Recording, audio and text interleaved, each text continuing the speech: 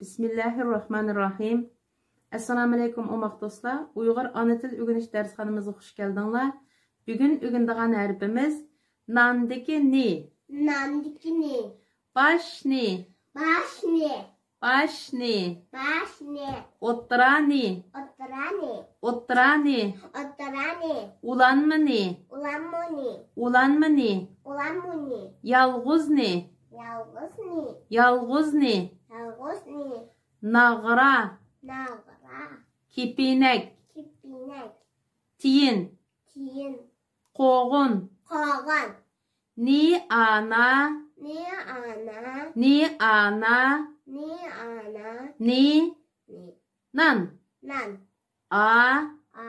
Ni ana. A. Ni ana. Ana. Ana. A. A. Ni ana. A. Ni ana. Ana. Ana. Bugünkü dersimiz müşahici bolsun. Kelek atımlıq dersi görüşkünce Allah'a emanet.